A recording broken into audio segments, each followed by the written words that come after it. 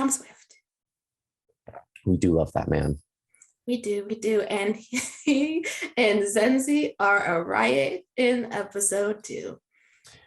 Oof, I need so much more of that, and I can't wait to see them write to those strengths in future episodes, because now that it's there and it's present and it was perfect, like I just want even more. I know, because the whole plane conversation where he was like, do not come for me, and she's like, I will post the 8th grade photo.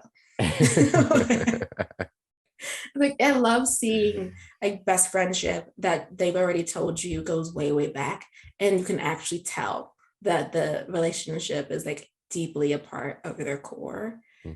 It's just, and Ashley Murray was so right when she was talking. Like, obviously she knew because she was in the show, but like, it's one thing for an actor to tell you the show was very fun and her character is snappy and everything that she could possibly want, and it's another thing to actually witness it. And Zenzi is everything Ashley deserves. Yeah, Is truly. my favorite moment was when they were in it wasn't a cave, I don't know what that was. It was a cave. Oh, the well to go The down well, into the yeah, the mines. well. Yeah. And when Zenzi had to go down and she put her ponytail on and they're just like hanging in this well with like acid gunk dropping on them, and they just have like a brief aside about her hair. It was amazing. It was, because I was like, are they not gonna acknowledge that we have a whole new I dude? know. And then she went down and he's like, did you put hair on for this? And she's like, yes, this is Camille. Like, and I was like, that was so on point and so on time. And it's just, I love that this show takes a moment to let these characters shine and have fun as we're doing something really serious. Like, because like, yes, if you haven't seen the episode yet, the while they're going down leads into a mine and there is acid falling around them, but we still have a moment to talk about her new do. And Can I and just Miss say Camille. I said cave and it was a mine. It's a mine. I don't know why cave is always my default when it's like an underground rock situation. It's usually a cave. Well, It, okay. like, more times than not, it usually is a cave. This one just happened to be a mine because we needed to lie about a mineral that was down there in order to get to the piece of tech his father had sent back to Earth. I will say I'm not following that part of the storyline. Every time they tell me about it, I'm just nodding along and Yeah, I need moving to forward. do like a binge rewatch of both episodes so that I can like follow the thread completely, because I mean, most people would be shocked, but it doesn't click for me. Like I miss one line of dialogue and I'm lost forever. So I need to do like a conscious watch of both episodes back to back. And I did have a minor gripe, which I talked to you about before, but I want to air it out just so maybe I can manifest that it remedies itself. Is that there was a lack of movement in like the first half of the episode that was kind of pulling me away, because in the pilot there was a lot of movement, like there were a lot of walk and talks, there was a lot of just things were happening, like characters were moving, and in this one there was a lot of static scenes where they were sitting and talking, which isn't bad because like the actors are really good and the writing is really great. But just as a viewer, I was used to the movement that was established in episode 1. I know every episode can't be like that. And like I said, it's just a minor gripe. But they picked it up in the second half of the episode. So I can't step on their neck too much, but I just wanted to put that minor grievance out in the universe. So like maybe, I don't know, the mole can hear us. In episode 3, we're doing walk and talks again. Yeah. I do understand what you mean though, because I believe if they weren't sitting, we were just standing and talking. So yeah, there was that one scene with Zenzi, Tom, and his mom. They were standing, and in my mind, I'm thinking of like pulling the camera back and seeing this scene unfolding, and it felt unnatural as a way to talk, like just in the middle of this mansion. I don't know. But that's just me thinking too much about like blocking and the behind the scenes aspect of a television show. For some reason, it took me out of the actual scene. Not that it was bad or anything, but it took me out of it. I don't think that's you thinking too hard about it. I just think you pay attention to all parts of like the story that's being told, and it can be very static, when the first scene we watched, we're sitting. The next scene we watch, the other characters are sitting. Like, yes, two people walk into the room, but then the person who was sitting gets up and then we're just standing and talking. Like, walk and talks do bring a lot of, they propel you forward in the same way that dialogue does. This episode, I think, had a lot of, it was like quips and snappy dialogue that was keeping us moving while everyone was standing still. And that can work or it can't work for you. It didn't work. And I don't think you're alone. It didn't necessarily, I didn't pay attention to it until you brought it to my attention. And then I was I like, do you this know a what? lot. I feel like I ruined so many things for you and Michael because I like bring up something that I noticed and you're like, oh wait, yeah. No, it didn't ruin it. Actually enhanced like wanting more for the story. I am a person who's very open to different perspectives. So I'm just like, you know what, you're right. Like what, like how, yeah, we were sitting for a really long time, I think. And so you do miss sort of that energy. And for me, I found it in the dialogue, but I can get Yeah, why. you're right. They really put the emphasis and the energy on the dialogue, which it worked completely. I'm not saying that it didn't at all. But yeah, the difference in the energy in episode 1 and 2 for the first half, because there was a ton of movement in the second half, which I really enjoyed. There was, and I think just to go on the first half, because I talked about getting things off the chest. Um, I I think they're the Darbies, right? I do not care for the Darbies. I know that's the point, but the thing that sort of like if there was a point in the episode that bothered me, it was Zenzi's surprise about Chris's behavior towards Tom. Not being surprised that, he'd left when they were younger, he'd left him in the mines that he really could have been seriously injured in. Um, and did it because he was jealous. That there's no way she could have known that happened. But to not be aware that his smugness and a lot of his arrogance and his meanness comes from Tom being gay and him not liking that. Like Zenzi, y'all have known each other your entire lives. You said you're friends with this man. He's never made an off-color comment about someone's identity. He's literally making off-color comments in front of you at the dinner table. And yet you're surprised that he did something horrible to Tom when y'all were in 8th grade. I mean, the man was trash when he arrived at the table. Like he was just like that like took me out. I was like, you need to pay more attention to the things that are said to your best friend and how they can be taken, because that whole conversation where that family was laughing about Tom's apparent crush on the lifeguard and what may or may not have happened with that speedo, which I believe Tom, it didn't happen that way. It's just like, and then his mom like got on him about saying something back, and I was like, it was Yeah, real. that was a weird comment where she was like kind of supportive of him, but also kind of like she seemed embarrassed that he said anything, right? Yeah, she was Weird. like, we rise, like it was basically like when they go low, we got high, which I love that sentiment from First Lady Michelle Obama. I feel that entirely myself too. But also sometimes you have to go low. Yeah. Sometimes you just have to meet them at their level. You did. Like you definitely do. And like and he did. Like he definitely did. And the thing is, Tom did it with truths. He didn't have to use a lie. Like they want to be keeping up with the Swifts.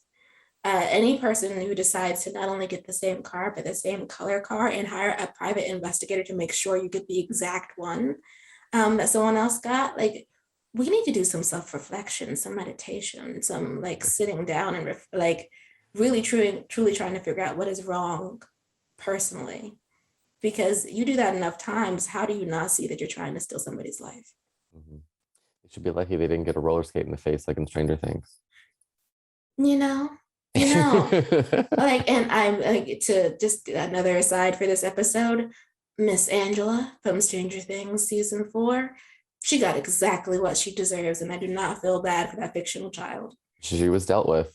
She was. You can only do so many things to someone before before they decide to handle you themselves. Yeah, 11 was right. I know. And with Tom, he did not handle Chris, which that's fine. They don't need to be business partners, though. I know again that we were rising high, but I'm fine if we never see Chris again. Let's get I other love this partnerships. show. I love this show so much, and it was like even more apparent in episode 2 that are like, Yeah. I don't need to 4 episode test it. Like I'm on board for 6 seasons. Should it happen? Yes. And it's so like the twists are so weird. Like I really thought Claire, the woman who wants to be the CEO of Tom Swift Enterprises, I believe it's Enterprises. Uh like I had thought that she was actually trying to put Lorraine, Tom's mom, in a coma with the sleep thing, only to find out she was being sincere and she actually did stumble into mind control lip balm. Yeah, that was wild. I was like, wait, what's happening? For a second, I thought I don't know I don't know what I thought was happening actually. That was wild. It was as that's not where I thought we were going. I thought we were saying goodbye to Miss Lorraine for a few episodes. Instead, you're getting some harsh truths because she has the truth serum lip balm on. Truth serum, mind control, I'm not sure which one it is, but it is. I was like, yikes, when she's like, you would never be the head of Tom Swift Industries. And I was like, I got it because she's not Black and they do want a Black CEO. But I was like, I wish you had gotten to that conclusion naturally yourself because to hear it from from her mouth hurts more. Yeah. So I don't know what Claire's going to do next. She's still got that lip balm. I don't know. She does. You know what she should do? She should leave the company, make her own company, and be a rival. Maybe she will. Maybe. Anything else for Tom Swift? Oh, the cat is out the bag with Rowan. Wait, who? So Isaac was tailing Rowan because you remember he doesn't care for him, and he Tom did discover something is wrong with Barclay. So Isaac had Tom send a text to see where that text would go, and since he was telling Rowan's the one who picked up his phone and saw the text that was cloned from Tom's phone. So now we are aware that Rowan is up to no good, and the episode ends with Tom basically. Well, no, he does actually. It's a "you up" video text. So I think we're going to do some seduction next episode. Yeah, didn't Zenzi kind of like touch on that with Isaac? Yes, she said why, like, because he gave her this wonderful, beautiful speech about her deserving better. And she was like, okay, then why are you waiting for Tom? Yeah, she flipped it right back on him. I love when TV shows do that. I do too, like, because he was being very lovely, and she was like, okay, take your own advice. Thank you. But I know you will, but what am I? Yes, which, by the way, I still think she needs to internalize Isaac's words because isn't she aware that Mr. Politician is up to no good, and yet she was clutching that invitation to dinner? Probably not. Oh, okay, I thought she was told. I don't know. I don't know. Zenzi needs better taste in men. Hopefully that's coming. That's true. She does. Love her though. Love her immensely. Can't wait until she gets a really good boyfriend. I would actually be okay with it being Isaac. I like the two of them. I don't think the Tom thing's gonna work out for Isaac. Not only because, like, not that bodyguard romance can't be fun, like it totally can be. Tom just does not see him. No. And I don't know if that's gonna change, but Zenzi sees him and he sees Zenzi. So perhaps, let's put the crush to Tom to the side. It's gonna be a tough one to break with him though. It is, because he can't help checking out his boss. And he's endeared to him. In the same way, well, no, not the same way Zenzi is, but he's endeared to him. Yeah, I don't know. So I can't wait till episode 3, which is that about cowboys? I'll have to check the title again. Cowboys? Yeah, you know what? Since I have the laptop open, why don't I just Tom Walker? No, not that type of thing. That'd be actually, that could be fun, but because they have great dialogue, and so them going to like a small western town, cow town, could be fun. Just saying, just putting it out there. I think, are they done filming season 1 of Tom Swift? I don't know. That's a great question. Well, if they're not, small cow town. One day. That'd be fun. I'm actually just looking for what the episode name is. And okay. Oh, we know that's episode 4. Darn it. Well, episode 4 is called And the Chocolate Cowboys. So Oh, that should be fun. But there's something to look no, forward to. yeah, there's no synopsis though. So not yet at least. Anyway, false alarm. I don't, it's not cowboys in episode 3. Oh, it's called 9 Inches of Danger. Okay. Yes. Curious about what that means. Okay, so let's just, you know what, since we're on our Tom Swift vibe right now, I'm just going to read the synopsis. So next week we can prepare for a tech event. It says, while hosting the tech event of the year at Swift Enterprises, Tom embarks on a daring gambit to stop a security breach, and to do so, he'll have to get extremely close to the mysterious Rowan, whose undeniable chemistry with Tom complicates the question of whether Rowan is a shadowy adversary or a guardian angel. Meanwhile, Zenzi, Isaac, and Lorraine look to Tom to shore up the corporation's standing with powerful investors, and Lino struggles to understand his inexplicably heightened physical abilities. Wait, what? Who is it? Who is the last person? So Lino is the you know, that young boy who helped him get into the facility. They told him not to play Call of Duty while he was or was it Fortnite? In either case, he's, I think they called him his cousin in the episode, in the premiere. Oh, his but he's adopted brother. Yeah, Okay, gotcha. that's, you know. So he has heightened physical abilities, which, I mean, radioactive spider bite, what's happening? Like, are we getting powers? I mean, it is a sci-fi drama, but I'm just like, what's happening with Lino? I guess I'll find out. Is there any like lip balm that gives you powers? You know what? Maybe he could have been messing around in Tom's laboratory and spilled something on himself, and then, you know, powers. Can't wait to see it. Fun times with Tom Swift. You never know what you're gonna get, and that is why I love this show.